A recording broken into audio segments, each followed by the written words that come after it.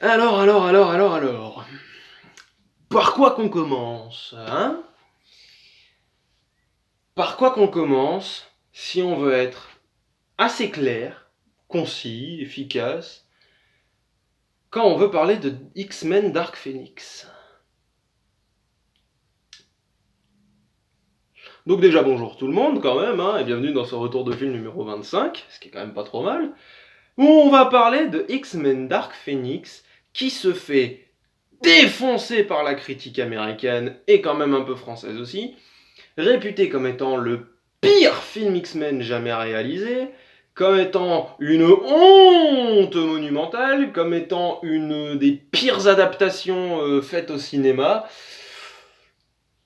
et qu'il est grand temps que Disney reprenne tout ça. Bref, comment on peut parler de ça?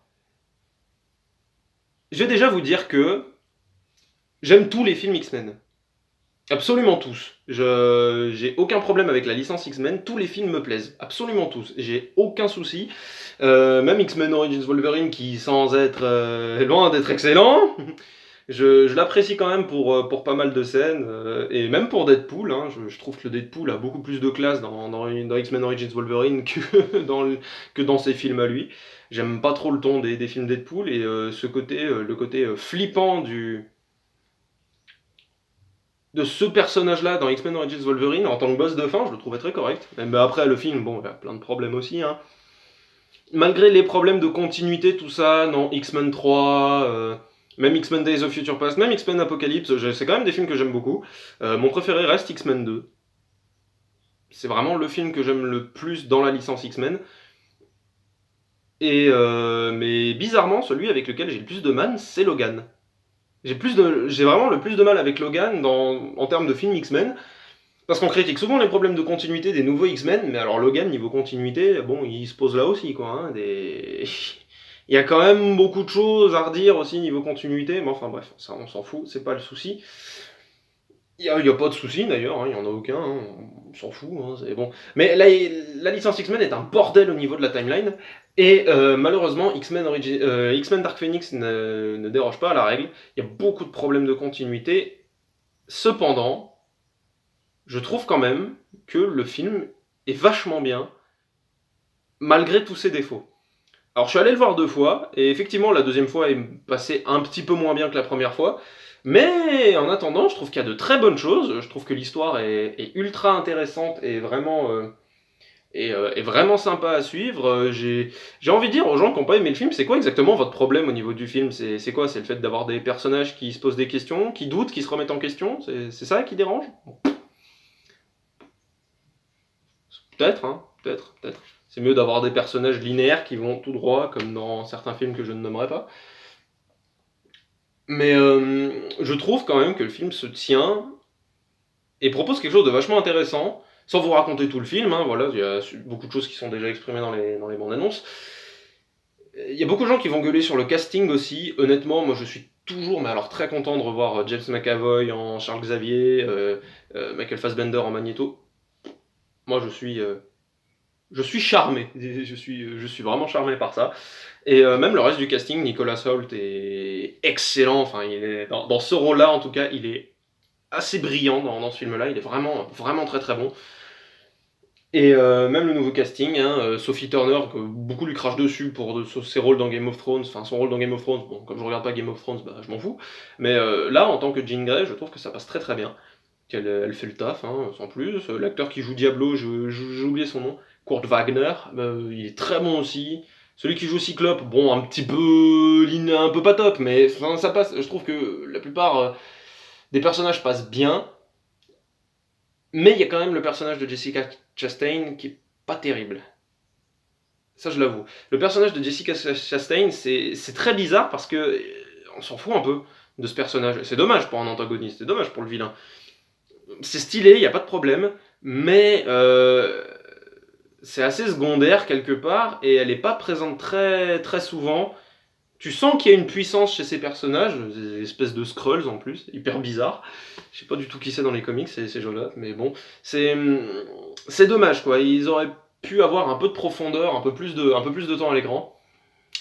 Et avec ça, je pense quand même avoir compris pourquoi il se prend autant de sauts de merde sur la gueule. Je pense avoir compris. Parce que la critique américaine qui défonce le film, mais en long, en large, en travers, la critique américaine est très, très attachée au MCU, en fait. Les films Marvel, vraiment, la critique américaine adore le MCU. Donc du coup, comme Disney a racheté la Fox et qu'à un moment ou un autre, les mutants X-Men vont être soit rebootés, enfin intégrés d'une certaine manière au MCU et à l'univers des Vengeurs, des Avengers, tout ça, je pense que vraiment, quand Disney a racheté la Fox, vu que la date de Dark Phoenix a été repoussée plein de fois, que on sait pas ce qui s'est passé au niveau du montage, je pense que, franchement que Disney a mis un peu ses doigts et a charcuté un peu le montage. Pour que le film ait l'air plus bancal et moins intéressant que ce qu'il aurait pu être, parce que il fait 1h50 le film, il fait moins de 2 heures. Honnêtement, je pense il y a une bonne demi-heure en plus qui peut être ajoutée sans que ça fasse trop long. Et avec ça, et avec ça, du coup, les critiques vont pousser justement, vont émettre cet avis négatif pour le grand public en fait. Hein. C'est non, non, allez pas voir ce film, c'est nul, c'est nul, c'est nul, c'est caca, c'est bidon. Comme ça, bah, le film fait suffisamment de recettes pour rembourser le film, mais en attendant, c'est l'excuse parfaite pour intégrer les mutants au MCU pour que ça fasse du pognon, quoi, tout simplement. Hein. Et à tous les gens qui disent que, en fait, il y a beaucoup de gens qui disent que le problème de Dark Phoenix, c'est qu'il est mal adapté par rapport aux comics. Moi, je sais pas ce qu'il y a dans le comics, hein, je m'en fous. Hein. C'est sûr que on disait déjà ça dans X-Men 3, que l'arc du Phoenix n'était pas assez développé. Je reste plus favorable à Famke Janssen dans son rôle de Jean Grey dans la première trilogie X-Men que Sophie Turner, mais Sophie Turner est quand même assez correcte dans ce qu'elle fait. C'est sûr que Famke Janssen était incroyable, quoi. Et apparemment, la promesse du film Dark Phoenix avant qu'il sorte, c'était oh, vous inquiétez pas, le comic sera mieux respecté. Apparemment, c'est pas le cas. Donc ça, je m'en fous. Pour moi, c'est pas un critère de qualité. Que ce soit adapté, mal adapté, machin, on s'en fout. C'est pas ça qui fait un film. Mais et du coup, il y a beaucoup de gens qui ont été déçus de ça, qui attendaient un meilleur traitement du Phoenix. Moi, je trouve que c'est très bien fait, hein, encore une fois.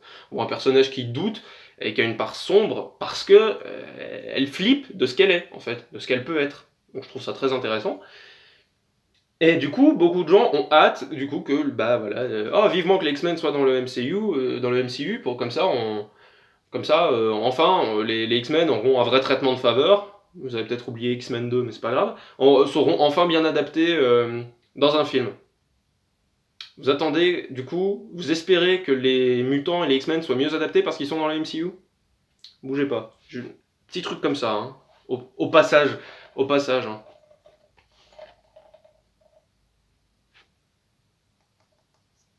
C'est pas clair?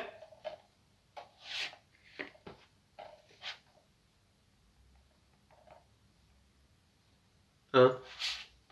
Avant de parler des adaptations, le MCU aussi, il a fait débat. Ça fait un bail que les films de comics ne respectent pas à 100% le comics. Ça fait des années que beaucoup de personnages de comics et n'importe quelle œuvre littéraire transmise au cinéma, il y en a plein qui sont adaptés n'importe comment. Et ça fait pas de mauvais films pour autant. Donc je comprends pas vraiment le torrent de haine qui s'acharne sur Dark Phoenix, si ce n'est le fait d'être vraiment formaté par le MCU et d'avoir des personnages qui se remettent très peu en question. Et quand ils se remettent en question, comme ce film-là, le film est boudé parce que oh non, ce personnage il est pas bien, gna gna. Ça peut se comprendre, mais détendez-vous au bout d'un moment. Et le pire dans le MCU, c'est quand vous voyez la fin. Je m'en fous, je vais spoiler. Hein, si vous avez pas vu Iron Man 3, bouchez-vous les oreilles. Mais je veux dire, à la fin de ce film, qui est le début de la phase 2, Iron Man détruit toutes ses armures.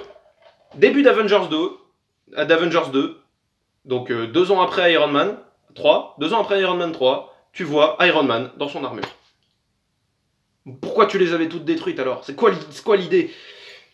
C'est un peu pas comparable, mais vous voyez le délire quoi. Je veux dire, il détruit toutes ses armures et c'est jamais expliqué pourquoi il a encore une armure dans Avengers 2.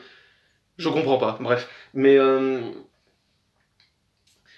et du coup, à ce niveau-là, je vois pas en quoi le MCU peut sauver quoi que ce soit dans la licence X-Men. Ils peuvent faire n'importe quoi, et Spider-Man Far From Home me fait peur à ce niveau-là. Hein.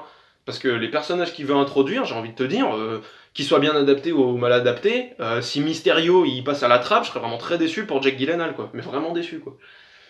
Mais pour en venir à Dark Phoenix, je suis très, très satisfait des personnages et du traitement qu'ils ont, parce qu'il y a beaucoup de remises en question, beaucoup de questionnements, notamment autour du personnage de Charles Xavier, ce qui est quand même assez étonnant, mais je trouve que c'est justifié, c'est vraiment très très justifié. Bon, il y a la parenthèse féministe avec Mystique, où là vraiment c'est vraiment tiré par les cheveux, qu'elle est en mode ouais, et par ailleurs, tu nous mets en danger Charles, toi tu prends jamais de risque. Ouais, bah, la dernière fois qu'il a pris un risque c'était à Cuba, il a perdu l'usage de ses jambes. Bref. Et d'ailleurs c'est toujours les femmes qui sauvent les hommes, on devrait peut-être se rebaptiser les X-Women. Et c'est là tu fais quoi? Comment Comment ça? Mais déjà toi t'as foutu la merde pendant tout un film, donc ta gueule, ça déjà. Et en plus, c'est Diablo qui sauve Jean Grey au début du film, et c'est Quicksilver qui sauve les astronautes. Enfin, putain, c'est insupportable ce genre de phrase. Et puis Charles, il est en fauteuil roulant, évidemment, qui va pas aller au milieu du combat. Bref. Mais il y a beaucoup de remises en question, et je trouve ça vachement intéressant. Le personnage de Magneto aussi, qui est toujours en pleine évolution, et toujours en construction, en fait. Il réfléchit toujours, Eric Lencher. Et il appelle jamais Eric, d'ailleurs, j'ai l'impression. J'ai l'impression que son prénom n'est jamais utilisé. En termes de petits problèmes de continuité, on a la fin d'Apocalypse que j'avais pas revu, mais je m'en souviens, voilà, la fin qui est en mode vas-y Jean, libère-toi, et tu vois que ça fait une forme de phénix. Et là, du coup, t'as l'impression que c'est comme ça c'est dans ce film, donc après Apocalypse, qu'elle récupère les pouvoirs du phénix, c'est pas très clair. Moi, j'ai envie de me dire que ce qu'elle se reçoit dans la gueule, en fait, c'est juste, ça fait tomber toutes les barrières, et du coup, elle est incapable de contrôler un pouvoir trop grand. Mais bon, ça peut être ça comme ne pas être ça du tout. En termes de points positifs, ce que j'aime beaucoup, moi, c'est le son global du film, qui est ultra puissant, et je suis dégoûté de ne pas avoir pu le voir en Dolby Atmos, parce que le son déjà est puissant, il y a des bruits de fusée, les coups, enfin tout ça, c'est très très puissant, et quand tu fais un film avec un son puissant, c'est dans toute logique que tu fais appel à Hans Zimmer pour la musique, qui te livre une bande son, c'est sans fioriture, c'est du Zimmer, ça reste classique, mais c'est ultra efficace, extrêmement puissant, c'est tout en montée, bam, ça pète de partout, et c'est une des premières fois, une des rares fois, où quand je sortais du ciné, je chantais le thème. Et j'avais envie d'écouter de la musique, c'est rare quoi. Donc la musique est assez efficace à ce niveau-là, parce que vraiment, elle peut vraiment te rester très très bien en tête. Les effets spéciaux sont assez jolis aussi, tous les effets visuels avec le pouvoir du phénix, tout ça, même les petites craquelures qu'elle a sur le visage, vous voyez ça dans la bande-annonce quand elle libère son pouvoir, les cheveux qui ondulent aussi, ça fait pieuvre, c'est assez sympa, j'aime bien comment c'est fait. Mais voilà, toutes ces petites craquelures qu'elle a sur le visage, un peu comme des cicatrices, j'aime beaucoup tout ça. Et tout, c'est très coloré, il y a des espèces de rose, de violet, un peu bleu parfois, jaune, orange, rouge, enfin c'est très dans ces tons-là, ces couleurs assez chaudes, et ça me rappelle un peu les designs des deux méchants, des deux trucs dans Men in Black International. J'en avais pas parlé dans le vlog, donc c'est un peu dommage, j'en ai pas parlé dans ma vidéo sur Men in Black, mais il y a deux personnages qui sont introduits, de deux extraterrestres. Leur forme, c'est une espèce de poussière un peu orange, avec une espèce de noyau de lumière bleue au milieu, machin, et le design était très stylé, j'aimais beaucoup, et c'est un peu ce genre de couleur aussi dans Dark Phoenix, et donc je trouve que tout est très bien géré. Niveau réalisation, j'aime bien ce travail du flou aussi. Il y a beaucoup de plans qui sont très très flous sur les côtés, et il y a que vraiment le visage où vous voyez les distinctions, notamment quand les personnages doutent, il y a du flou autour d'eux, ce qui est logique, hein, voilà, ils voient trouble, tout s'effondre autour d'eux. Et pendant certains souvenirs aussi, quand il y a des flashbacks, on utilise ce flou un peu aussi. Mais pour résumer, moi je vous encourage vraiment à aller voir Dark Phoenix. Je vois vraiment pas en quoi c'est un mauvais film, en quoi ce serait le pire X-Men jamais réalisé. Il y a eu des films qui sont bien pires que ça. Donc je suis... allez-y, pour moi, allez-y, voilà. Il n'y a pas de raison d'être déçu, ça remplit son contrat de divertissement, et je trouve que ça reste très efficace, très intéressant au niveau de l'histoire. Comme tous les films X-Men, vous arrivez à voir au-delà de ce que le film vous montre, en fait. C'est toute une métaphore des gens qui sont pas sûrs d'eux, qui doivent prendre confiance en eux, les marginaux, hein, si on peut les appeler comme ça, mais tous ceux qui sont en difficulté, et je trouve ça très très cool. Et allez voir Dark Phoenix si ça vous dit. Je pense que j'ai tout dit. J'espère ne rien avoir oublié. Si vous pensez que j'ai oublié quelque chose, mettez-le moi dans les commentaires. Et d'ici là, portez-vous bien. Et puis à bientôt dans une prochaine vidéo. Salut tout le monde!